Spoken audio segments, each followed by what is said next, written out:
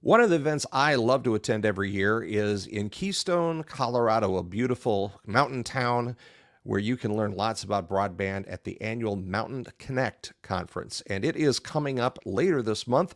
And so we wanted to have the opportunity to talk a little bit about Mountain Connect with the man who put it all together and makes it happen every year, Jeff Gavlinski. And Jeff, thanks for coming on with our program today. Appreciate it. Yeah, thank you, Curtis. I really Absolutely. appreciate the opportunity to come and talk to you about Mountain Connect. You bet. Well, it's a great event, and I've been to the past. Well, I've been to the past three, I believe, in a row, and then one pre-COVID. But let's talk a little bit about Mountain Connect and how did this event get started? What's the genesis of Mountain Connect? Well, it was actually started after we were awarded our BTOP grant in 2009, and the gentleman who started that. If you compare it to what I'm doing today, they had a much sort of narrower focus, right? Because our BTOP grant was supposed to connect all of our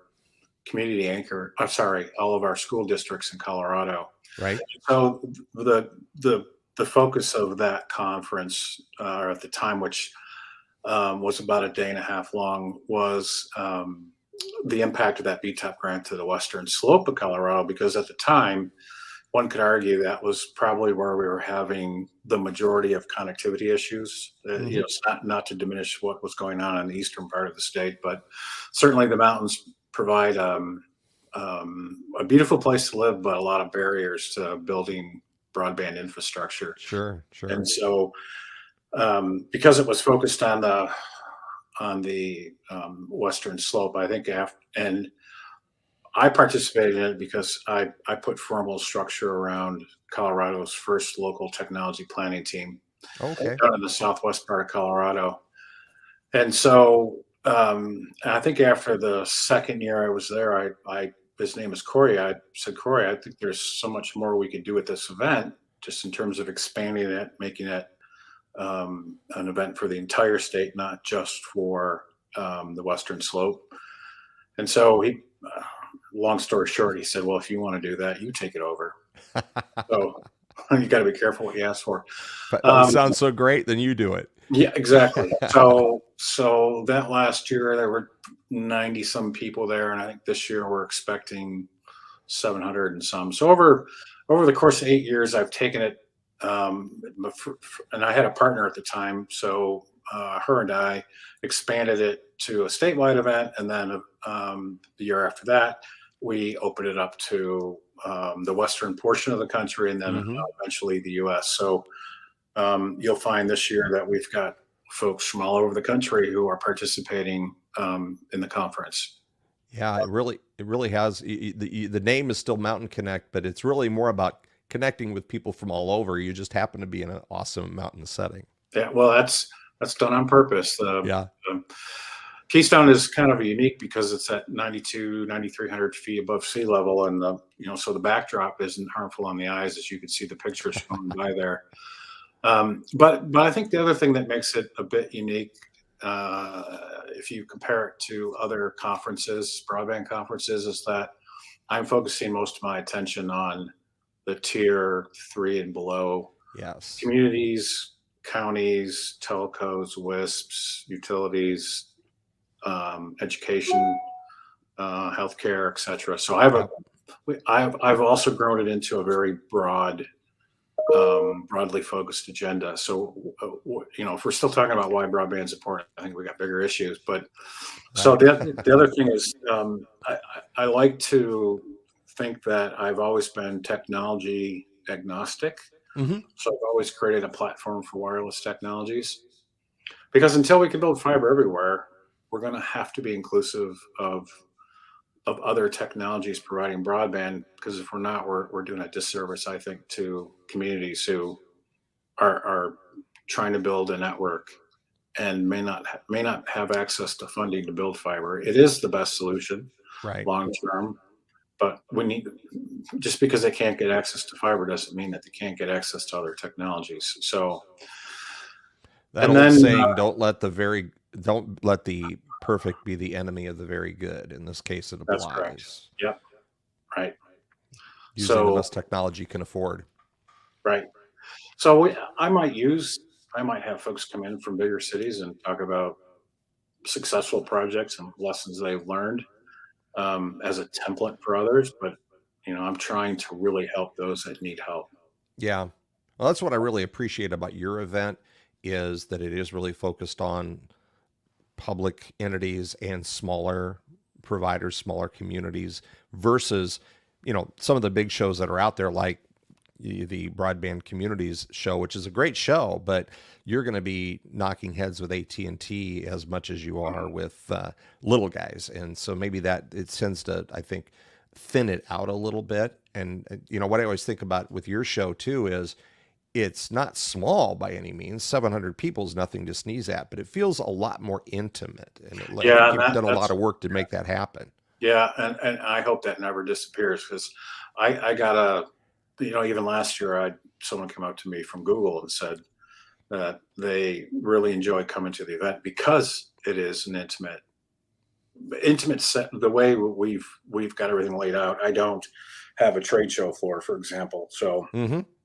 most of my exhibitors are in the high foot traffic areas, so it allows for constant networking. And if we're being honest, the reason why people want to go to these shows like Mountain Connect, they want to be educated, but they also want to have the ability to network with Yes. peers, with our industry, with political leaders should they be there, etc. So that's the type of environment I would like to continue to create. Well, that's what we're really focusing here on this show is how do you learn? And you learn by both doing and talking with others who have done, and that networking that happens in an event like this. I know when I go to an event like Mountain Connect and I sit through a session and engage in that session, I learn as much from sidebar conversations that happen outside of that session as I do to the material that's going on inside, and they really complement each other. You'll hear something in a session that catches your attention and makes you think about something, and then you'll talk to someone in the hallway afterwards during vendor time that you just can expand on that, and it's really valuable to have that kind of interaction with people. Yeah, and the last point I'll make is the other thing um, I started doing about 4 years ago is when we have industry presenters, I know I would say probably 80+% of my agenda are not standalone. They contain very little standalone presentations. Mm-hmm. So I'm a big believer in having panel discussions, Yes. interactive Yep. discussions without a 60 slide deck that you're rifling through. And I think it's important because again, if you consider the audience, if you're a vendor and serving this industry, it's one thing for you to stand up there and say, well, because we're experts, if you do A, B, and C, you'll be successful. It's quite another if you say that and then say, well, here is a peer of yours who's going to stand Right. up and tell you how they executed around A, B, and C, perhaps the lessons they learned along the way. That Absolutely. message resonates more with the folks in the audience. Yeah, I agree with you there. And I've had the honor of being able to participate in a couple of the panel discussions at past events. And even when you're on the panel discussion, you learn a lot because you're around people that are probably smarter than you. And I try Yep. to put myself around people smarter than me as much as possible, although that maybe is kind of a low bar to clear in my case. But let's talk a little bit about the agenda because we really like people that are watching this, assuming that folks are seeing this before the deadlines and everything. We want you to go out to Keystone, Colorado, May 23rd and through the 25th. And so let's kind of go through your agenda here, which I have up on the screen as well, Jeff. And things get started off with golf. Golfing in the mountains makes you feel like Superman, right? Well, it does. It does in Keystone because I think the golf course is at 9,400 feet, and this year we're playing the ranch course. Well, I won't be playing, but everyone else will be playing the ranch course, and that is a spectacular golf course with 14,000 foot peaks behind it. And that's been a tradition for the last 6 or so years. And then parallel to that, or just starting a couple hours after we kick off the golf, is Another mainstay at Mountain Connect, which is our Broadband 101 class, that is really geared towards elected officials and anyone who's interested in coming to the class. So we'll get a pretty good blend of folks in there. But, really it's there to sort of give people the basics. As you know, politics is often a revolving door. So we're always in this mode of re-educating people. Absolutely. So that's what this class is geared towards. And then that particular class includes lunch as well. So I think the cost of it's $100. So And it's that can be a standalone thing, or you can add it to full conference that's correct. registration. Yep. Right. Yeah, absolutely. Yeah, and it's amazing, that you mentioned that course is going to evolve. It's going to evolve as situations change. If you look at Mountain Connect 3 or 4 years ago, we had no idea we were going to be sitting on all this broadband money that's going to be flowing out the door, already has flown out the door. So this is certainly something you have to adapt every year. Yep. And then in the afternoon, shortly after that class ends, we have our annual Colorado Broadband Stakeholder meeting. Historically, that has been started out with our Governor's Office of Information Technology coming in to give a sort of a state of the state of broadband for Colorado, geared towards our local technology planning teams from around the state. But over time, this conversation has grown quite a bit. So there's always a lot of people in this particular session. This year, it'll be interesting for a lot of reasons. One, we've got the NTIA NOFO announcement that's coming the week before, should that still happen. Right. But more specifically, I think it's going to be a view on what you can expect from the state, as much as they can say. It'll be an update on our broadband development fund as well. We are one of the first states to take telephony money, our high cost telephony money, move it over to broadband. Oh, excellent. So that'll be discussed, and there's other topics like public safety. What are we doing on public safety with FirstNet, for example? Sure. And then, of course, we end the day with the conference welcome reception. Now, and that's always a great event because you get to network with people and maybe step out on the patio and look at the mountains. Well, and it's right on the lakeside as well. So that's right. That's right. That's right. It is around where you will see the largest rainbow trout you've ever seen in your life, but you can't catch them. So don't try. I will tell people, if you scroll down just a tad. So we have Senator Hickenlooper and Senator Bennett, who are going to Zoom in from Washington, D.C. because they're both in session, so they can't make it out in person. But they've dedicated 30 minutes to our audience. Fantastic. So they'll be answering questions from the audience and whatnot. And then we'll have a formal state of the broadband in the state of Colorado. And then we've got another session that's not on here yet. It's from our presenting sponsor, our conference host. And then this session starts at 8:40. I did want to highlight this one because there is a special announcement coming Wednesday. There is someone very important coming in. Excellent. And I think it's going to it'll be a surprise to a lot of people. So that'll be announced on Wednesday. So stay tuned. And it's not Drew Clark. He's special too, but it's somebody bigger than Drew. It's somebody way bigger than Drew Clark. Okay. So, and then if you start going down through the agenda, one thing you'll notice is that I have historically sort of punched above my weight a little bit with having 5 tracks. So one of the complaints I get is I have too much good content at the same time. Now I consider that a compliment rather than a complaint. Now you'll notice in this first batch here, we are hitting on what's relevant. Of course, we're looking forward as well, and we happen to have our Lieutenant Governor speaking in a session. Oh, excellent! So she's scored major elected officials here. That's awesome. Well, wait till you see the announcement that's coming. Anyways. Oh boy. So, so we have a very diverse agenda here. Fantastic. So if you want to scroll down, I want to go through.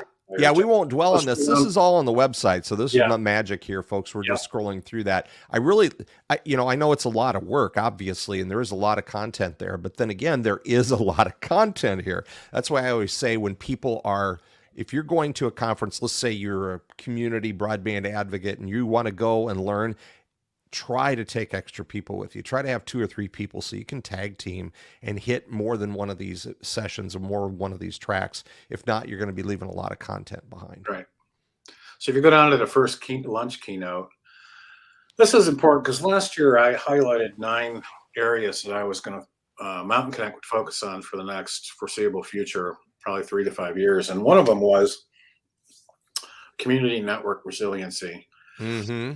As we have more climate, one way or the other, is shifting a bit. And Yes. as a result, we're having more natural disasters with Mm-hmm. fires, floods, hurricanes, etc. And so last year we had a session on what is it? How do we build resiliency and redundancy in local networks? And this particular subject, I don't know if you recall this, but right after Christmas, we had a bizarre fire. Yes, you did. That burned 1,000 homes in a matter of a very little time. And it also took down the 911 system. It took down the local cable company, which was Comcast.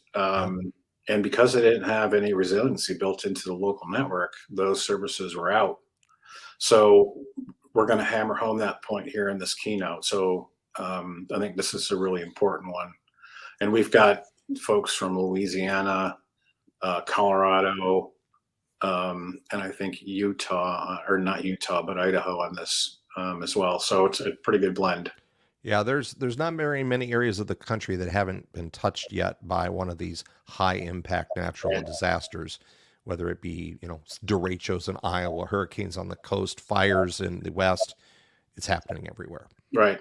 And then if you go down to 2 o'clock, there's one there I wanted to highlight. Sure. They're all great, but I just wanted to highlight how Detroit is using open access to solve the digital divide. That will be a very interesting conversation because they are doing something.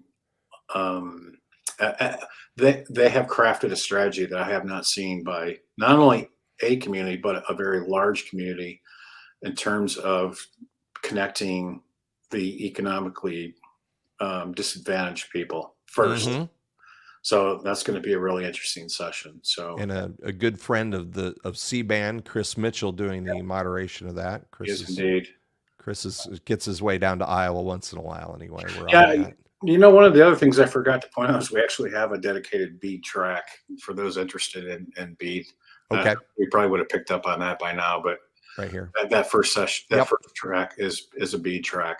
So all things bead are contained within that. So if someone wanted to, focus completely on that, they could just stay in that track, and maybe if they have a coworker or someone else that they brought with them, let them go to some of the other tracks. Yeah, that's correct. Great. That's fantastic. I wish I could clone myself so I could go to more. Right. And so as we wind down the day, we have an exhibitor reception. And then when we go into day 2, mm-hmm. We have our state attorney general talking about the law of digital rights, which I think is another timely topic. Definitely. So Phil Weiser has always been a supporter of Mountain Connect, and since he's been elected, he was elected attorney general a couple of years ago. He even though he is the attorney general, he still finds the event important. So he's coming as well. So looking forward to that session. Fantastic. And if you're a municipality wondering what to do about privacy and digital rights, that would be a great session to attend. Yeah, that is a topic that comes up quite a bit, especially when a community is, say, looking at maybe investing in a network, is the concerns that some citizens have about, they may be more concerned for some reason about the government knowing what is going through their computer connection than they would a private company. But it does have a different twist to it. I think it's going to become an even bigger issue in the coming years. I don't think enough people are paying attention to it. Yeah. So again, that session is going to be really, really important. And to back that up, we have Jessica Deere along with Phil, and she's from Ranking Digital Rights. So, it's a pretty good discussion. Great. And then this year I'm doing something a little bit different again. I'm ending things with as you keep scrolling down. Well, look at the last 4 sessions.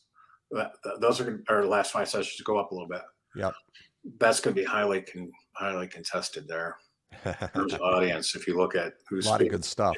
We have Jonathan Chambers, Jeff Ryman from the Broadband Group. I'm moderating a discussion between Gary Bolton from Fiber Broadband Association and Matt Larson, who's an original board member of WISPA.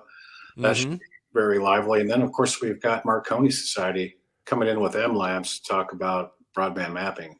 Oh, fantastic. Yep. So will we know? We won't know by Mountain Connect yet how the funds are going to be distributed to states yet, as far as how much money Colorado will get from BEAD, or the maps. They won't be done yet. I don't think the maps are supposed to be done until. I think if you look at the pace of things normally, or the cadence of the federal government, that's probably not going to get done until this fall. Yeah. So I don't know how they can provide exact details in terms of funding until the mapping's done. Yeah. Well, everybody's wondering. They know that we know every state's getting $100 million, but we also know a lot of states are going to get a lot more than that. So everybody's trying to play that game of how much will my state get above and beyond that $100 million. Right. And then we have we're going to end the day with a really interesting panel talking about digital inclusion and some innovative applications. So this is going to be a really good panel. So you want to look at the speakers real quick. Yeah. If you look at go ahead and I think that's just there we go. There we go. So we got Donnell Baird from Block Power, Joshua Edmonds from the city of Detroit, and then we got Scott Woods. So he's from the NTIA. We are really starting to see great focus on not just access, but inclusion and equity. And that's good, because eventually, we hope at least, the problem of access will be solved. It then will be about adoption. It will be about affordability. It will be about technological literacy, that sort of thing. So I do think we're having this discussion. I know this has started to happen, but I do think we need to think about the fact that underserved and unserved sometimes exist in large cities. Yes, they do. So that not everyone will be connected to those folks who are connected as well. That's right. Because it has a huge forward-looking economic development impact if they are connected, rather than if they're not. Absolutely. Yeah. And like you said, how you define connectivity is also a challenge, because as we know, sometimes providers will tell a tale of how well they do when it's not actually that great. And broadband access is sometimes defined by the customer as being less than what the provider says they're doing, just because of the way the reporting is done and the way the mapping is done. So great. So a great event, and I can't wait myself personally. I'm looking forward to driving out. I came out last August and I flew, and I decided I spent between airports and rental cars, returns, and everything else, I probably spent almost as much time. So now I'm on a road trip at this time. No, it's not that bad of a drive, is it? No, it's about 9 hours, nine and a half hours. If I get tired on the way, I'm gonna leave on Saturday, so I got a flex day there that I can go camping or stay somewhere if I need to. I would still fly. That's a long time in the car. It is. I'm going to try it. I've not done a road trip that long on my own, so we'll see if I learn to regret it or not. So registration is still open. When does your registration close? Does not close until you can register right up to the conference start date. Fantastic. So that doesn't close. And people want to register. They're just going to basically go to your website like we've been showing here, and you're going to click the big old attend button. I'll bring that up here. Yeah, And it's register now, I think. register now. Yep. Register, yeah, top right-hand corner there. You missed it. Or Okay. yep, Oh, you got right it. up there. And so you have your full conference registration, a single day attendance, and then that Broadband 101 pre-conference is right there. So, take advantage of it. If folks are going to go, certainly I think you want to register for the full conference, or you're going to be missing out on a lot of great content. Yeah. So some might say, look at that price and say, why you charge us so much? Well, it was $4.99 up until Friday, but Yeah. I guess I have to turn in food and beverage requirements. I have to order stuff, blah, blah, blah. So it makes it a little bit difficult to sort of guess either way. And historically, we've had a ton of people sign up in like the last 2 to 3 weeks. Yeah. As someone who's organized events, I feel your pain there. It's people want to wait to the last minute, but you got to order food as if they're going to be there. And so, yeah, providing that, it provides an incentive for people to make their plans early so that you can make your plans early. Correct. Yeah. Absolutely. Great. Well, Jeff, Mountain Connect, you're now back on a regular track, right? Because you were there spring, May, then COVID came in. You had to, we had to cancel 1 year and postpone another year, correct? No. I did a virtual event in 2020, which I'll never do again. That's right. And last year was in August, in that window where everything kind of opened up. Yep. Before it closed down again. So we didn't have any restrictions, and I don't anticipate having those this year either. So having too close to back to back, not back to back, but August to May, that you haven't seen that's affected registration. People are still excited to come back. No, in fact, I will say that people are more excited this year than they were last. And we had a really good turnout last year. So it was 500 some odd people there. So great. Well, again, we'll remind everybody, this is the website to go to learn all about Mountain Connect, get registered. The lodging information is on there. It's a great place to stay. They've got a variety of different choices for lodging, from a 2-bedroom condo type thing all the way down to a standard hotel room. And it's all right around the lake there. And it's just a wonderful, wonderful setting. Great place to go for a walk in between sessions or in the early morning before you head to the session. So head to mountainconnect.org, get hooked up, get signed up. Hey, look for me. I'll be there representing C-Band and talking to lots of people. So we hope to see you there. And Jeff, I hope it goes off so smoothly that you just want to do it again next year. Well, I don't think I have a choice there. I know you don't. You've created a monster here. You're going to have to keep feeding that monster every year. Yeah. So great. Well, it's been our pleasure to talk with Jeff Gavlinksi. He is with Mountain Connect, and that event coming up here the end of May. Jeff, thanks for your time. Thank you, Curtis. I really appreciate it. You bet. All right. We'll end there, but do you have any other questions for me? No, sir. Before I hit edit. Question for you. You guys don't release the attendee list ahead of time, do you? Okay. No, so I get asked that question all the time, but it's really a privacy question. Yeah. Oh, I get that. Yeah. I get that. Some events do and some don't, and I just never know for sure. I don't know how. I've been to some events where they release the attendee list. Yeah, I don't know how they get away with it, honestly. Well, they wouldn't if somebody said, "Hey, what are you doing?" Unless you have some caveat in the registration that say by registering you're agreeing that your information will be released. Yeah, yeah. I do it post event. If there's just certain people I want to try to hook up with them out there that I've worked with in the past, and you know how that is when you get 600 people. It's like it's playing hide and seek for the right face. Yeah. And half the people that I'm looking for, if they see me coming, they turn around so I don't see their face. I hear you. Well, hey, thanks a lot. I appreciate it, and we'll see you in a few weeks. Yeah, man. Take care of yourself. Thank you so much. Thank you. Right. Thanks, Jeff. Bye-bye. Bye.